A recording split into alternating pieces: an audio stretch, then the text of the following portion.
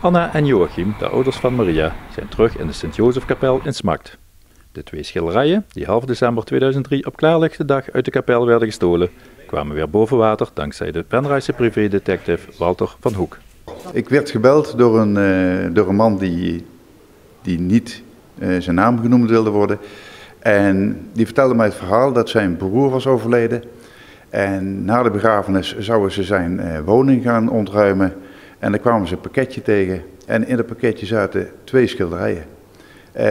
Hij vertelde mij dat zijn broer een crimineel verleden had. En hij was ervan overtuigd dat die schilderijen gestolen waren. En hij wilde heel graag dat die schilderijen weer terugkwamen bij de rechtmatige eigenaar. En aan mij de opdracht om die te vinden en vervolgens de schilderijen over te dragen. Via Google wist Van Hoek de schilderijen op te sporen. En ik had wel meegekregen dat het 2 bijbelse figuren zouden zijn die op de schilderij stonden. Maar meer wist ik niet. Dus ik heb op gestolen schilderijen gekeken. En er stonden er 2 in de buurt van Venraay. Want hij had me eerder verteld dat het waarschijnlijk in de buurt van Blitterswijk was gestolen. Die broer van hem die had eerst in Blitterswijk gewoond.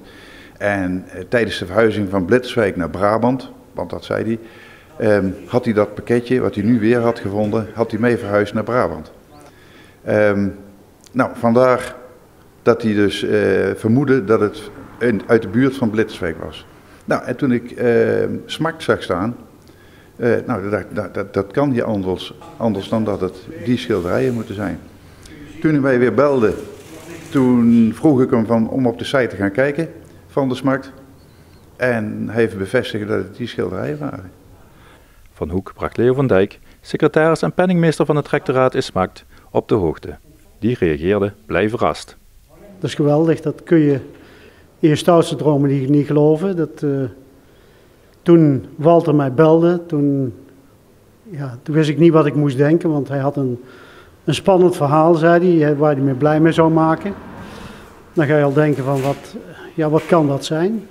Ik had al verwacht dat ze zeg maar, vanaf de eerste dag richting het Oostblok waren. Want je mag dat niet hardop zeggen, maar ik doe het dan toch. Er is bekend dat daar nogal wat handel is in dit soort kunst. Dus toen ze hier gestolen waren, had ik eigenlijk alleen maar het idee van, die zijn die kant uit. En die zien we nooit meer terug. Vorige week vrijdag werden de originele kunstwerken teruggeplaatst in de kapel. In 14 jaar tijd hebben de schilderijen nogal geleden. Met name het schilderij van Joachim zal zeker aanvullend herstel nodig hebben. Desondanks is Leo van Dijk natuurlijk zeer in zijn nopjes met de terugkeer van de schilderijen.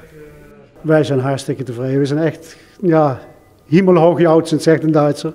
Maar je kunt, dat kun je zelf in de stoutste dromen niet denken, zoiets. Schitterend.